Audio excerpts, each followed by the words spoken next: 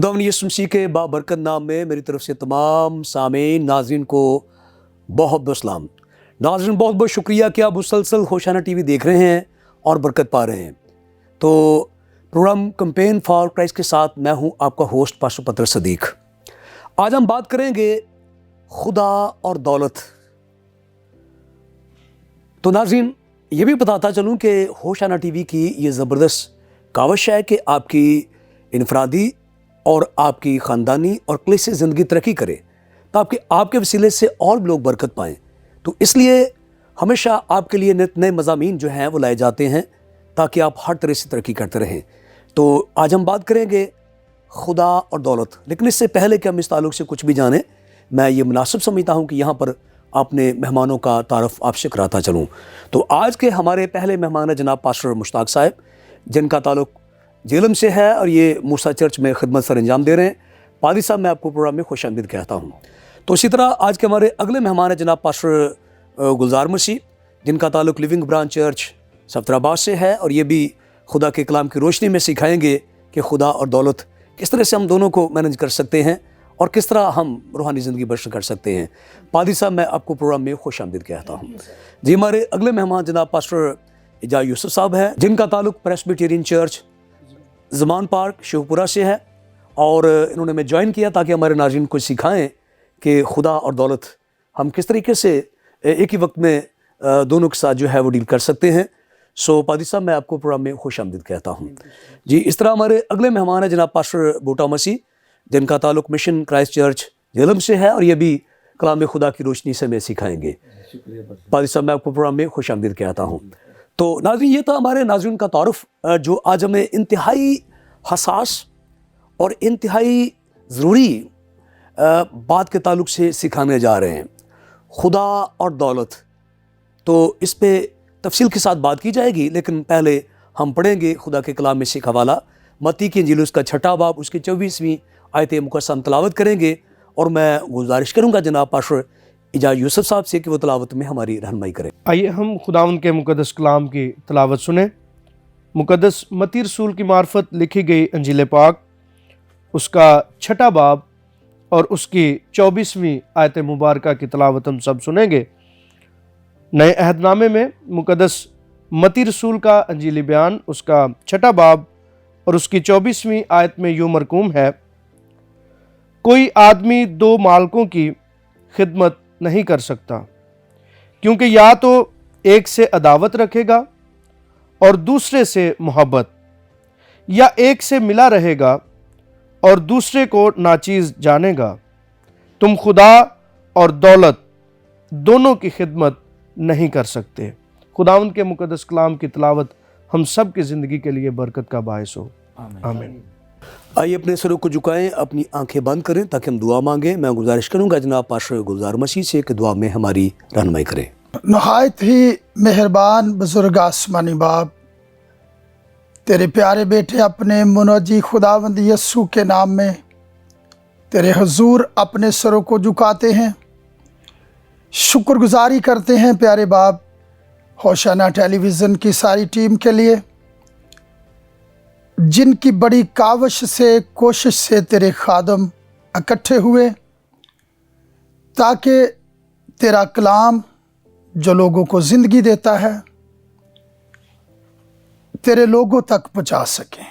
इस सीखने सिखाने के अमल में खुदा पाकरू हम सब की मदद और रहनुमाई कीजिए, यसु मसीह के पाक जलाली कदूस फतेहमंद नाम में, आमीन। खुदा और दौलत, नाज़रीन, जैसे मैंने पहले कहा कि ये बहुत हसास मज़मून है, क्योंकि बाइबल मुक़द्दस में बहुत सारे मुक़द्दसीन दौलतमंद भी हैं और बहुत सारे गरीब भी हैं। बेशुमार लोगों ने अपनी दौलत से खुदा के नाम को जलाल दिया और बहुत सारे गुमराह हो गए और ईमान के रास्तों से बैठ गए। तो किस तरीके से हम ये मैनेज कर सकते हैं कि हमारा ईमान भी बरकरार रहे और हम दौलत को वही दर्जा दें जो होना चाहिए।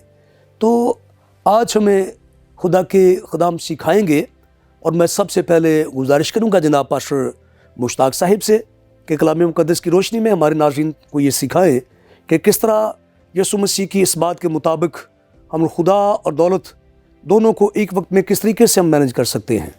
जी पादरी साहब। आमीन, खुदा बरकत दे जी।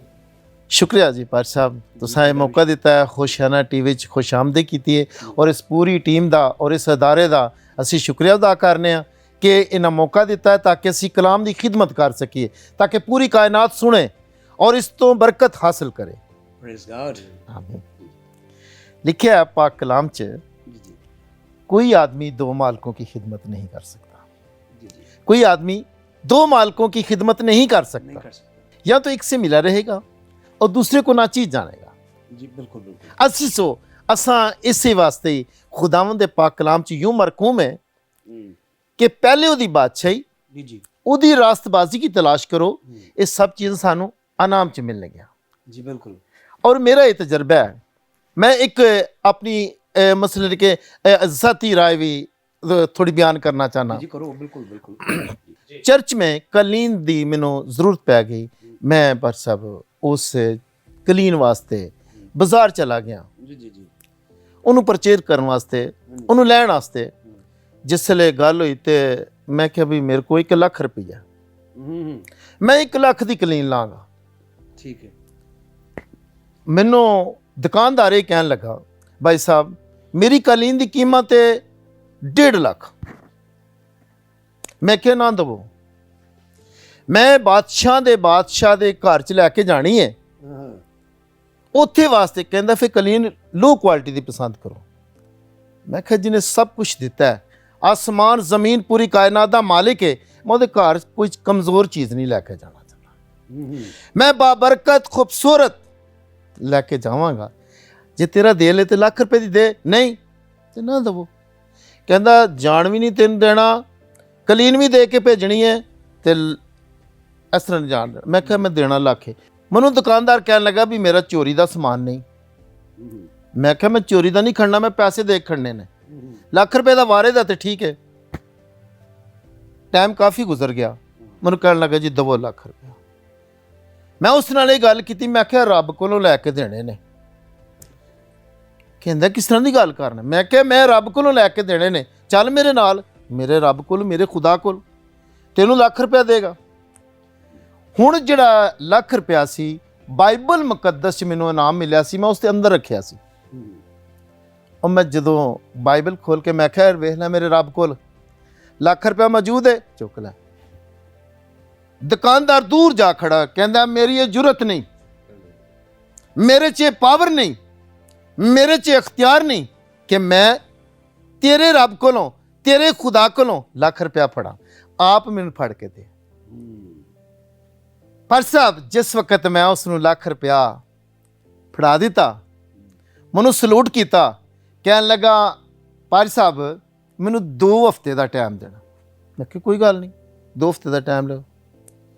उस आदमी ने अपने ठीए ते खड़े होके, अपनी दुकान च खड़े होके कहंदा इस पादरी साहब कोलों 1 लाख रुपया लिया, उस 14 लाख उस जड़ा उन्हें अपने रब कोलों लैके दिता है, 14 लाख रुपया मैं कमाया,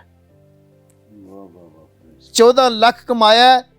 ते मूसा चर्च दा कलीन ते दरकनारे रही, मैं ਇਹਦੇ पर्दे भी लावांगा, कोई दरवाजे तो ऐसा जगह रह नहीं जाएगी जिथे मैं पर्दा नहीं लावांगा।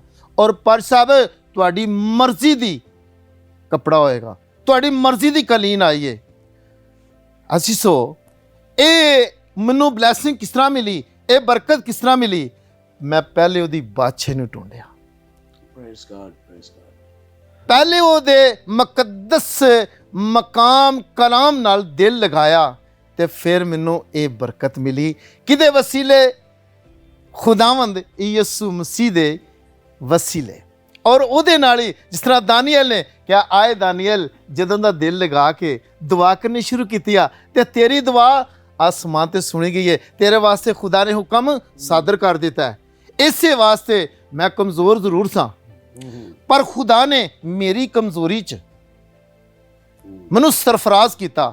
और अज उत्थे खुदा ने अपनी चर्च बिल्डिंग बनाई है, बहुत सारे खुदा दे लोग आके दुआ करते हैं, बड़ी ब्लैसिंग मिलती है, बड़ी बरकत मिलती है। और इस जगह ते बनया सी कि जिथे ਮੁਲਕ ਪਾਕਿਸਤਾਨ ਦਾ ਅਜੇ ਤੱਕ ਚਰਚ ਬਣਿਆ ਨਹੀਂ।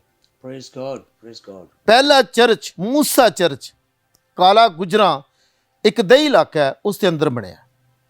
ਔਰ ਯਕੀਨ ਜਾਣੋ ਮਸੀਹ ਸਭ ਖੁਦਾ ਦੇ ਮਮਸੂਖ ਖੁਦਾ ਦੇ ਬਰਗਜ਼ੀਦਾ ਲੋਕ, ਦੇਖੋ ਜੀ ਇਸ ਕਲਾਮੇ ਖੁਦਾ ਦੇ ਮੁਤਾਬਕ ਖੁਦਾ ਨੇ ਇੰਨੀ ਬਲੈਸਿੰਗ ਦਿੱਤੀ, ਇੰਨੀ ਬਰਕਤ ਦਿੱਤੀ ਕਿ ਕਿਸੇ ਅਮੀਰ ਤਰੀਨ ਨੇ ਨਹੀਂ ਉਸ ਨੂੰ ਸਪੋਰਟ ਕੀਤੀ। खुदा ने सब कुछ ਖੁਦਾ ਨੇ ਸਪੋਰਟ ਕੀਤੀ, प्रेज गॉड, ਖੁਦਾ ਨੇ ਬਰਕਤ ਦਿੱਤੀ, ਖੁਦਾ ਨੇ ਬਲੈਸਿੰਗ ਦਿੱਤੀ। Praise God. ਤੇ ਉਹ ਚਰਚ ਅੱਜ ਸਟੈਂਡ ਹੋਇਆ ਜਿੱਥੇ ਅੱਜ ਇਬਾਦਤ ਹੋ ਰਹੀ ਹੈ। ਇੱਕ ਨਵੇਂ ਸਾਲ ਦੀ 24 ਦੀ ਇਬਾਦਤ 150 ਫਰਦ ਉੱਥੇ ਮੌਜੂਦ ਸੀ। आमीन, आमीन। ਨਵੇਂ ਸਾਲ ਦੀ ਬਾਤ ਹੋਈ ਹੈ ਤਕਰੀਬਨ 150 ਫੇਰ ਮੌਜੂਦ ਸੀ।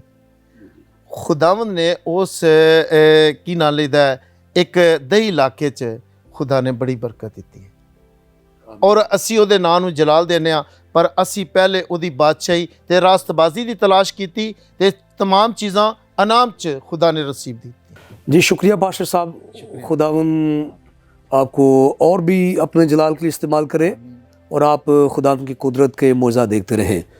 तो नाज़रीन, खुदा के खादिम ने अपनी हड बीती हमारे सामने पेश की है कि जब सिर्फ हमारा फोकस खुदा पे होगा, उसकी पैरवी करेंगे तो वसाइल देने पे कादिर है। होता यूँ है कुछ लोग दौलत के पीछे भागना शुरू कर देते हैं और खुदा जाता रहता है। तो ये सिलसिला हमारा आगे चलेगा और मैं गुजारिश करूँगा जनाब पास्टर गुलजार साहिब से कि हमारे नाज़रीन को आज मुतारिफ़ कराएँ। चूँकि मैंने पहले बताया कि बड़ा हसास मज़मून है, इस ताल्लुक़ से कुछ भी कहना बड़ा मुश्किल है।